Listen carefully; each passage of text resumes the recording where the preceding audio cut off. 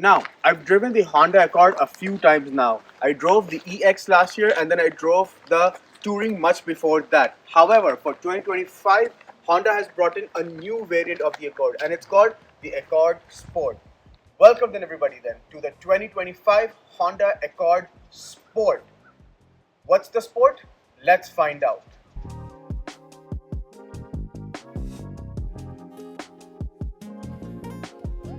So, the Accord Sport, what exactly is it? It's a brand new mid-variant for 2024 that Honda has introduced into the Accord lineup. So, now there are three variants, the EX, the Touring, and now the mid-variant, which is called the Sport. It has bits from both of the variants, from EX and Touring, to make sure that it has the right amount of equipment, yet does not feel too Spartan for the price point.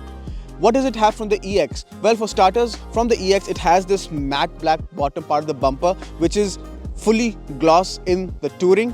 That feels a bit too premium perhaps for the sport variant, right? That's what probably Honda is thinking. But this has the matte black, which personally I think is better suited for road conditions because you might have rock chips and stuff. Matte black is much more repellent of that. What else does it get from the EX? Well, it gets the fabric seats inside, and that's no bad thing. I know leather feels very plush, very premium, but these fabric seats are just as comfortable and they don't look too bad, to be very honest. What else does it have from the EX? Well, it has the speedometer console. It has the same dials from the EX, but that's also shared from other cars like the Civic, which again is not a deal breaker because it has all the necessary information you would need, like your trip meters, fuel economy, everything. So that's not a bad thing either. What does it get from the Touring? Well, from the Touring, it gets the hybrid powertrain because the EX gets the 1.5 litre 4-cylinder VTEC turbo. This has the 2-litre naturally aspirated gas engine mated to a battery, which means it's a hybrid. Produces about 200 odd horsepower, is mated to an eCVT gearbox, only front wheel drive. But yeah, it's pretty cool. What else does it have from the Touring? It has the brilliant 12-inch infotainment screen, which I personally like. The EX screen is too basic and it doesn't even have wireless CarPlay or Android Auto. It's only wired and the screen is too small and too Spartan. For the Sport, they've given it the better screen from the Touring, which I really like. So I'm really thankful for that. What else does it get from the Touring? It gets lots of gloss black inserts on the dash, which makes it feel much more premium.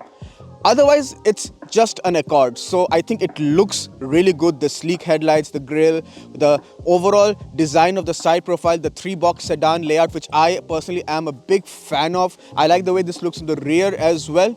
Also, the Sport stands out in a few more ways from the rear. It has a mild lip spoiler on the boot. So if you see an Accord with a mild lip spoiler, you know by default that this is the new Sport variant. It also has a Sport badge on the tailgate to make sure it distinguishes itself from the other regular Touring and the EX.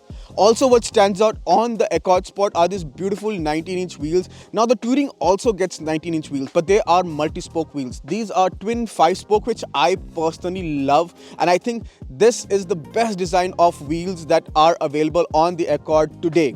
I think it looks really good.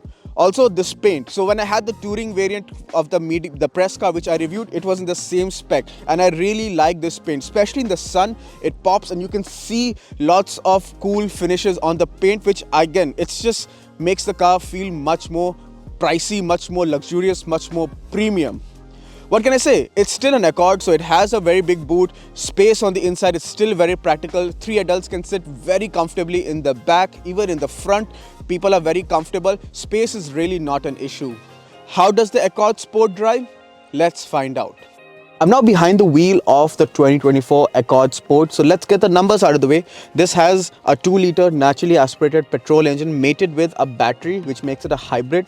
Combined power output is about 200-ish horsepower, has an eCVT and is only front wheel drive. I already have it in drive, so let's set off. And it starts off in EV. Provided you put in very minimal throttle inputs, you can drive up to a certain speed on only EV.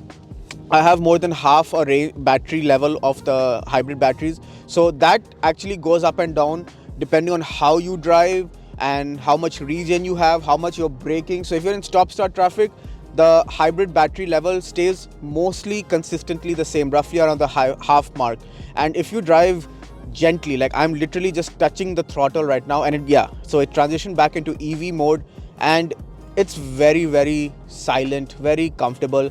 The gas engine does turn on and off at times when it needs it, but the transition is so smooth that you really don't feel anything at all. Kudos to Honda for integrating the hybrid system so efficiently. Otherwise, it drives just like an Accord, which is not a bad thing. I love the driving position. It feels very, very good. The brakes are very good. And since this is the hybrid, you get exceptional fuel economy. I mean, the last few cars I've had over the weeks have been literally eating into my bank account. But for a change, this car has been amazing on fuel economy. I'm not used to this kind of fuel economy, but it's something I can definitely get used to. Honestly, I don't mind saving money here and there. And this car has been giving me 5.2 5.3 liters to the 100 in city conditions mixed with highway. Pure highway I've been getting 5.6 5.7, which is really not bad. My MID is still showing 5.6, but this includes a lot of idling. I've been idling the car, especially while shooting this car, so idling time has been high, but still 5.6 liters per 100 is not bad. I've already done 600 odd kilometers and my range still shows 165, so I think a real world range of 800 plus kilometers is not difficult to achieve. I think it'll be very, very easy, which is very commendable considering I think this has a 45 or 50 liter tank. I'm in normal mode right now, so you do have drive modes. I can put into economy, normal and sport, and if I floor it in sport, and you have the CVT noise, and it just has that whine, and it simulates fake gear shifts to make you feel like you're driving a real car, but it's really cool and it's not slow. Like, especially with the battery assistance, you are doing good speeds in no time in sport mode. It's honestly very, very cool, and the whole integration of the hybrid setup is really, really commendable. I'll put it back into normal, and there's also a mode where if you have enough battery, you can drive it in pure EV, which I do. So I can switch it to pure EV and just cruise in silence. In fact, it makes those ghost type of noises when you're in super slow speeds or when you're reversing. So that's pretty cool as well. I personally like it. Some people get creeped out by that noise, but I really like it. I'm driving complete EV because I have enough battery, and it's so nice. It's so silent. The ride is so good. I've been driving this car on highways as well, on undulated surfaces.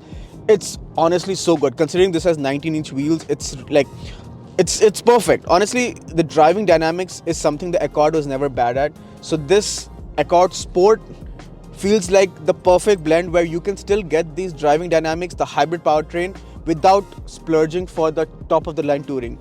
Again, commendable job by Honda for introducing a mid-variant sport with the hybrid powertrain, because I think that's what the market needed, especially when its arch rival like the Camry has hybrid powertrain available in almost all variants. So the Accord really lacked that until now. So yeah, it's just drives so good. The seat comfort is very nice, and overall it's just amazing. Like, I'm gonna try to do a 3-point turn roundabout here, and the turning radius is not the best, but will I make it? Yes, I do. Oh, it's actually very cool. And see, the engine just kicked in because I floored it. The transition is very smooth. I really like that. Commendable job. Honestly, I love the way this car drives. This is almost the third or fourth time I'm driving it, and I really like it. Can't really fault it at all. In conclusion then, the 2024 Honda Accord Sport. Personally, I think Honda did a great job of adding a mid-variant, especially with the hybrid powertrain. Because if you wanted the hybrid, you only had to get the touring, which is, let's be honest, a bit on the expensive side. The hybrid is $47,000. The EX, the base, is at $40,000, but you could not get it with a hybrid powertrain. You only had to get it with the 1.5.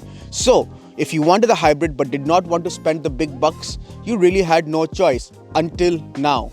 This 2024 Honda Accord Sport is roughly at around 44,000. So it's literally bang in the middle pricing wise between the Touring and the EX, and it has all the important equipment that you could ever need. It has all the Honda sensing, it has the hybrid powertrain, it's got the very practical size and the space inside for, all your passengers, all your luggage. It is a Honda, so it's going to be supremely reliable, and ownership experience will be pretty flawless.